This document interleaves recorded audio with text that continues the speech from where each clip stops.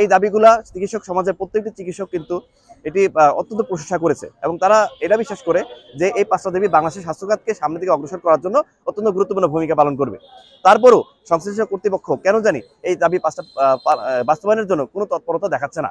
এই জন্য আমরা আজকে পুরো বাংলাদেশের সাথে একই সাথে একত্রতা ঘোষণা করে আমরা আজকে দুপুর 12টা থেকে ইন্টার্ন চিকিৎসক সমাজ কমপ্লিট শাটডাউনে যাচ্ছে এবং মেডিকেল শিক্ষার্থী, রাজশাহী মেডিকেল কলেজ শিক্ষার্থীর প্রথম বর্ষ থেকে পঞ্চম বর্ষ সকল শিক্ষার্থী ক্লাস বর্জন এবং সকল প্রকারের পরীক্ষা বর্জন করছে এবং আমাদের পোস্ট গ্রাজুয়েট ট্রেনিং চিকিৎসক তারাও খুব দ্রুত কর্মবিরতিতে যাবে।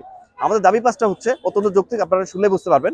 সেটি হচ্ছে যে বাংলাদেশে যদি চিকিৎসা সেবা প্রদান করতে হয় এবং আপনার যদি নামের সামনে যদি ডাক্তার শব্দ যদি যুক্ত করতে হয় তাহলে অবশ্যই আপনাকে এমবিবিএস বা বিডিএস ডিগ্রিধারী হতে হবে।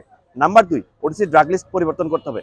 নাম্বার 3, বাংলাদেশে দেখানো হচ্ছে যে 18 কোটি মানুষের জন্য পর্যাপ্ত ডাক্তার নেই, কিন্তু আমি মনে করি বাংলাদেশে পর্যাপ্ত পরিমাণ ডাক্তার আছে। প্রতি বছর 10,000 ডাক্তার বের হচ্ছে, কিন্তু সরকারি নিয়োগের ক্ষেত্রে মাত্র প্রতি বছর 100 থেকে 200 জন বিশেষ স্বাস্থ্য খাতে নিয়োগ করা হচ্ছে। তো আমরা চাচ্ছি যেহেতু 30,000 ডাক্তার সংকট আছে, প্রথম একটা খুব দ্রুত একটি স্পেশাল বিশেষ দিয়ে প্রথম দফাতেই 10,000 ডাক্তার যাতে করে নিয়োগ দেওয়া হয় এবং প্রতি বছর 3 থেকে 4,000 ডাক্তার যাতে করে নিয়োগ দেওয়া হয়। তাহলে যে ডাক্তারদের সংকট দেখানো হচ্ছে সেই ডাক্তারদের সংকট নিরসন হবে। এবং অন্যতম দুঃখের বিষয় হচ্ছে যে বাংলাদেশে বর্তমানে বৈষম্য নেই বলা হচ্ছে, কিন্তু আমি দেখতে পাচ্ছি যে বৈষম্যটা সর্বপ্রথম ডাক্তারদের সাথে করা হচ্ছে। সব ক্ষেত্রে বিশেষ বয়স সীমা কিন্তু 2 বছর বাড়ানো হলেও ডাক্তারদের ক্ষেত্রে কিন্তু বয়স সীমা বাড়ানো হয় নাই। ডাক্তারের বয়স সীমা এখনো 32, আগেও ছিল 32, এখনো 32। তো আমি যাচ্ছি, আমরা সবাই যাচ্ছি যে ডাক্তারদের বয়স বিশেষের পরীক্ষা দেওয়ার বয়স সীমা আগে 32 ছিল, সেটা থেকে 2 বছর বাড়িয়ে যাতে করে 34 করা হয়। 4 নম্বর যে দাবি, যে বাংলাদেশে ব্যাঙের ছাতার মতো বিভিন্ন জায়গায় ম্যাথস প্রতিষ্ঠান গড়ে উঠতেছে, মেডিকেল অ্যাসিস্ট্যান্ট ট্রেনিং স্কুল, আমাদের অ্যাসিস্ট্যান্ট ডাক্তারদের অ্যাসিস্ট্যান্ট ডাক্তার তাদের হেল্প আর চাচ্ছে না।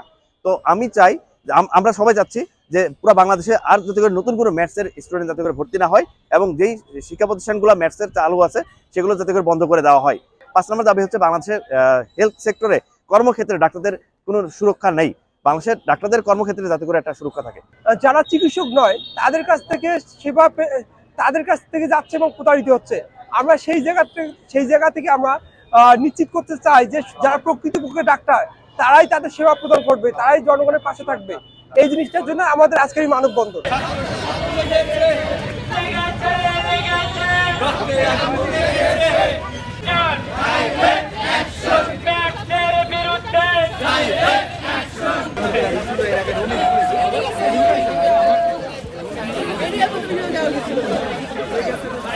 Haydi.